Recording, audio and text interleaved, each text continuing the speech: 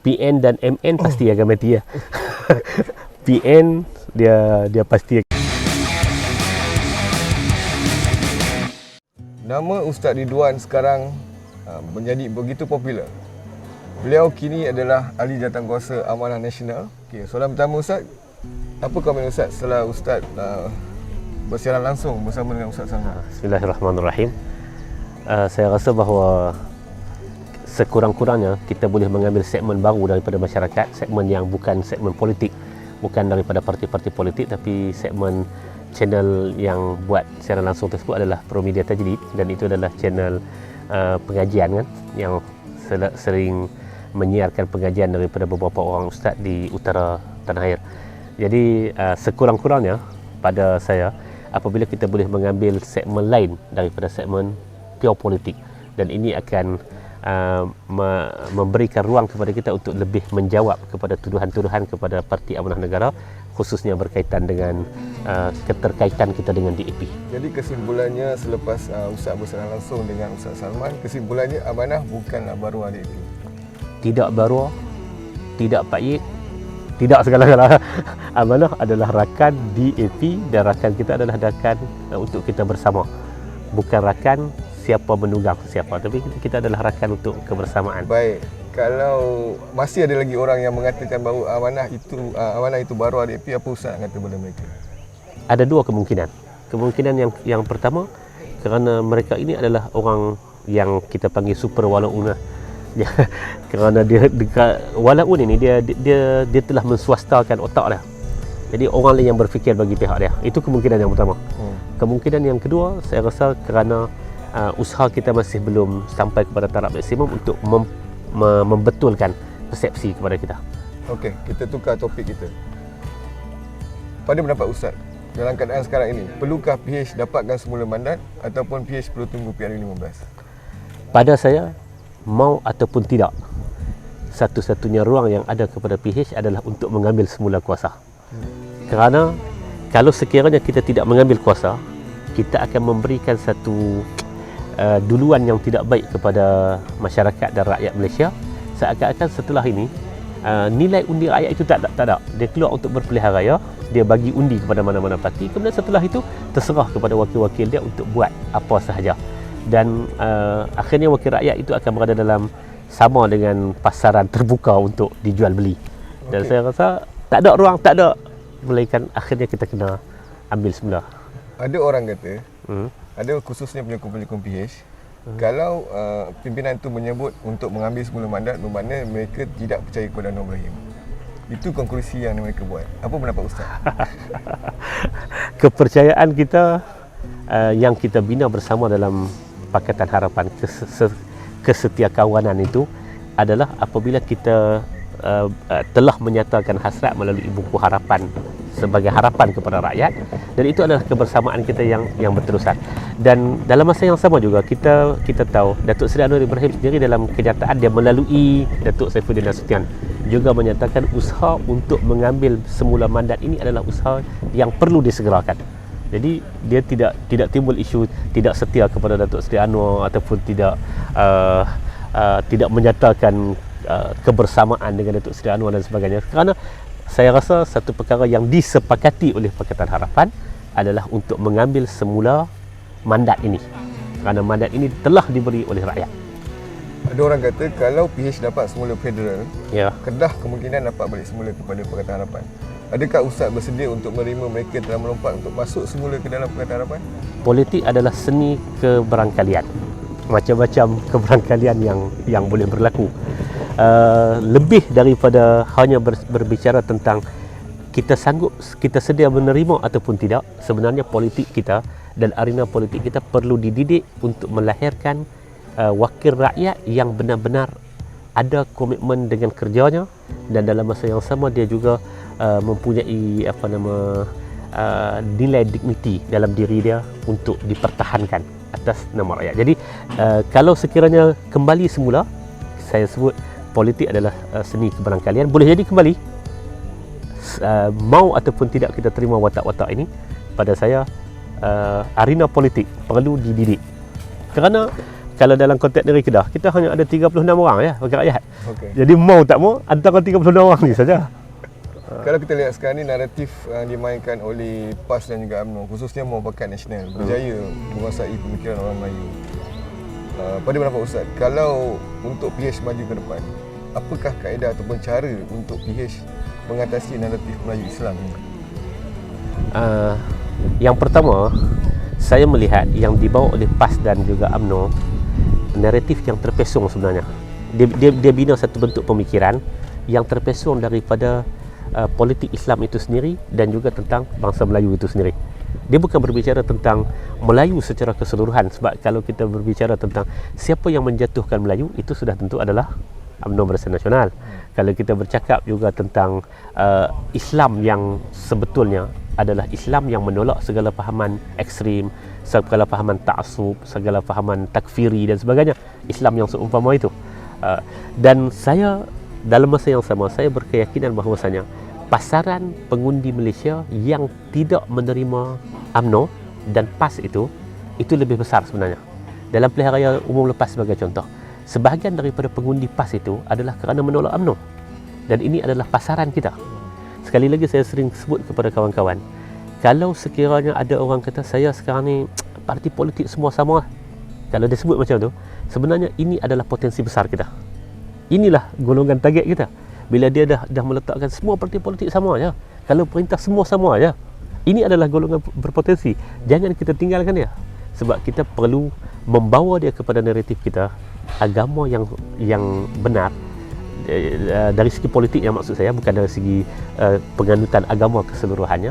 Kita perlu tolak fahaman yang ekstrim, fahaman takfiri dan sebagainya, yang akhirnya dia akan nampak mungkin perbezaan kita dengan UMNO dan PAS itu lebih sedikit, dan unsur yang lebih itulah perlu kita pasarkan. Pada saya begitu ya. Jadi jangan bila kita tengok ada orang kata habislah, dia kata parti politik semua sama ya, parti PAS ke semua, bila dapat kuasa semua sama, jangan kita tinggal, kerana ini adalah potensi besar kita untuk kita sebut di mana bedanya kita dengan PAS. Okey, kalau kita dengar sekarang ini memang dah dengar kabar angin ataupun desas-desus mengatakan bahawa kemungkinan pilihan raya boleh diadakan pada beberapa masa. Tapi pada kita melihat sekarang ini, PN mengalami satu masalah yang agak besar, iaitu masalah pembagian kursi di antara parti-parti komponen dalam PN itu sendiri. Jadi Ustaz melihat masalah ini macam mana?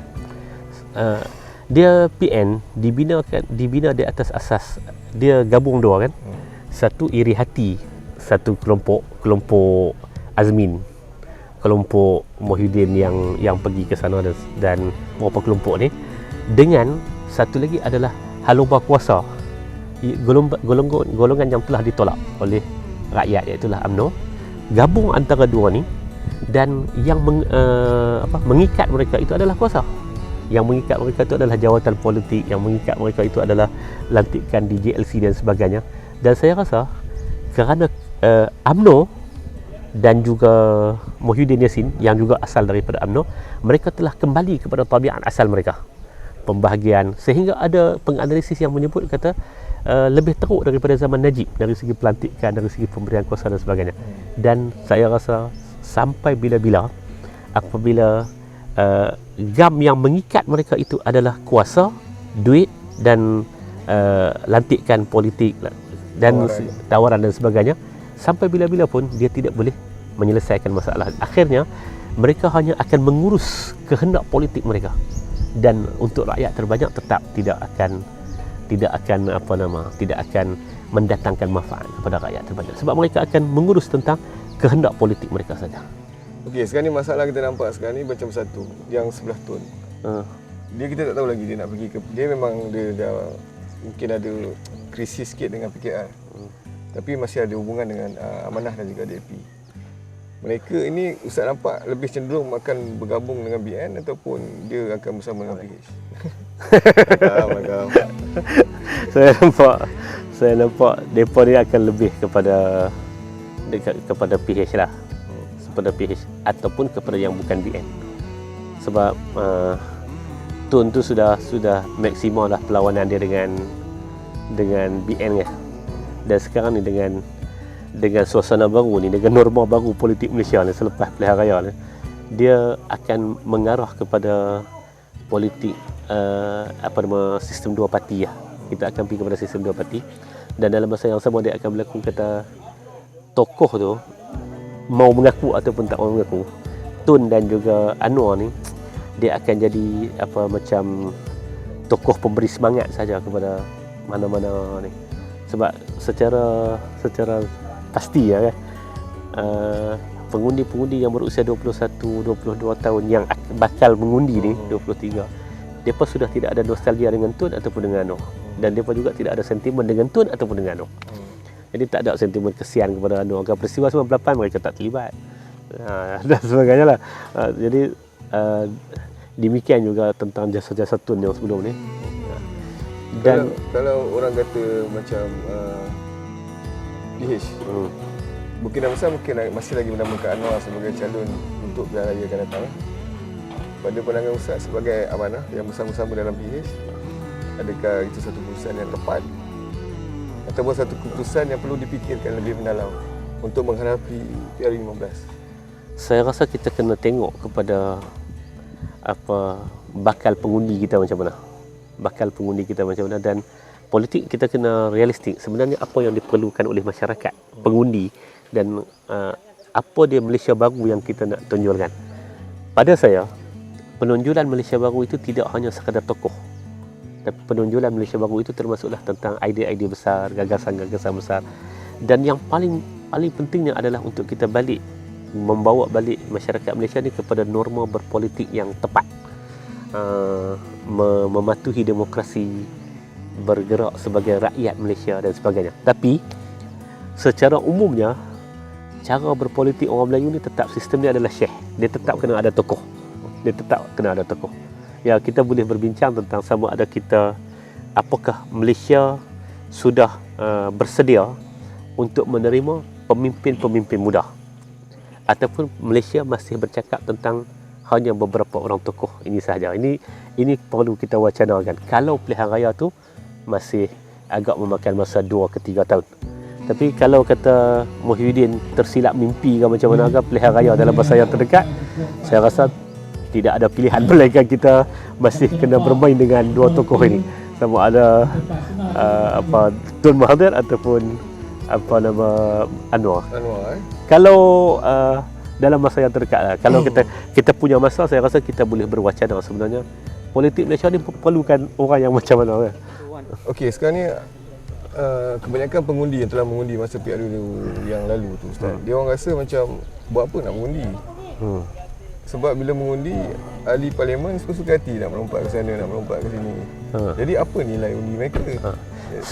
Sebab itulah kita kena, dalam apa keadaan sekalipun kita kena ambil balik kerajaan ni. Sebab kena menghargai mandat yang diberi tu, dan satu pendidikan warga sebenarnya, pendidikan awam, bahawasanya undi anda akan tetap diperjuangkan. Kalau kena negara lain cara pengambil alihan kuasa yang seumpama ni, saya ingat juta orang turun ke jalanan kan. Tapi kita bukan nak ajak turun ke jalanan, tapi kita nak ajak satu kesedaran bahawasanya apabila mandat rakyat itu dirompak seumpama ini, kita perlu beri perhatian yang besar. Kita perlu berjuang untuk membuang cara fikir yang seumpama ini. Dan sebab tu saya kata kita tak ada pilihan lah. Kod mana sekalipun, apa-apa pun, mandat tu kita kena ambil. Sementara kita dengan penuh yakin bahawa saya takkanlah Muhyiddin akan tidur saja untuk orang pergi ambil mandat dia. Atau orang pergi ambil kuasa dia. Dia bukan mandat dia. Dia kuasa yang dia ambil daripada tebuk atap, kata Haji Hadi. Okay, kalau kita tengok sekarang ni, keadaan realitinya sekarang ni, kalau dibuat pilihan raya pada waktu ini, dahulu yang memenangkan PH boleh dikatakan penduduk di kawasan bandar. Ya. Ataupun boleh dikatakan kategori rakyat yang lebih berpendidikan, dan juga mereka yang berada di luar negara. Tapi dalam situasi COVID ni, andai kata berlaku pilihan raya semua, kalau kita dapat tahu bahawa Singapura pun dah bubarkan parlimen dia. Jadi kalau berlaku di Malaysia dalam keadaan sekarang, adakah Ustaz rasa PH masih lagi berpeluang untuk menang, ataupun nampaknya mungkin BN akan berkuasa semula? PN dan MN pasti akan mati ya. PN dia pasti akan mati, saya pasti ya. Adapun PH ni, saya nak mengajak kita bersama semua jentera PH dan sebagainya untuk melihat jumlah undi menolak Barisan Nasional itu sebagai potensi. Kan, sebab kalau kita tengok sebelum pilihan raya, PAS menumpang isu kita. PAS juga bangkit tentang 1MDB. Tuan Ibrahim Tuaman dalam satu ceramahnya di Sepang, kita kalau masih bagi lagi kepada Barisan Nasional, kita tak tahu negara ni nak pergi ke mana, negara dia akan bankrupt dan sebagainya. Artinya dia pun memainkan isu yang sama dengan kita. Dia sebut tentang 1MDB, dia sebut tentang ketelanjuran dan kes-kes Datuk Seri Najib. Lebih daripada itu, dia menggunakan istilah kerajaan ini sebagai kerajaan yang zalim, apa segala macam. Jadi pengundi PAS itu adalah potensi kita. Pengundi PAS itu adalah potensi kita. Dalam masa yang sama, pengundi UMNO juga adalah potensi kita bersama. Tapi potensi yang lebih besar itu adalah potensi menolak Barisan Nasional. Itu adalah pengundi kita. Dan saya rasa kalau kita boleh garap dengan cara yang baik, sekali lagi ungkapan yang orang sebut kata, alah sekarang ni semua parti politik sama ya. Itu adalah sebenarnya prospek kita yang kita perlu dekati mereka. Dan dekati mereka itu dengan rekod kita selama 22 bulan. Dan pada saya, rekod yang paling besar dalam 22 bulan itu adalah kita mematikan khurafat menyatakan UMNO tak boleh jatuh di Malaysia. Ini adalah satu kejayaan besar dan kita telah berjaya meniupkan semangat keberanian daripada Rompin sampai ke Padang Besar.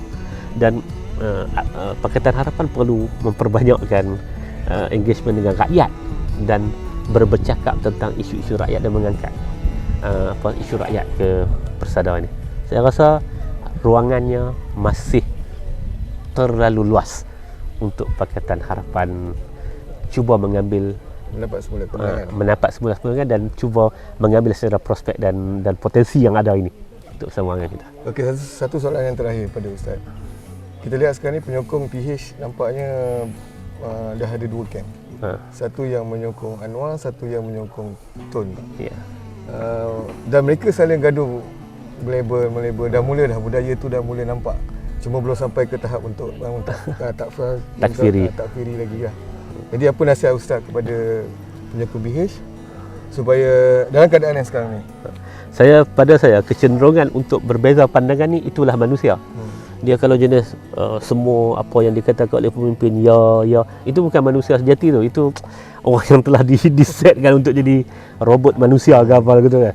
Kalau manusia ni memang dia akan ada kehendak dia akan ada cara pandang dia akan ada pandang sudut dia dan sebagainya lah. Itu manusia yang betul. Cuma dan ini satu lagi kekuatan PH. Apabila PH tidak melahirkan kelompok yang membuta tudi ikut. Asal yang kata tu pemimpin, ikut mana pun kami ikut.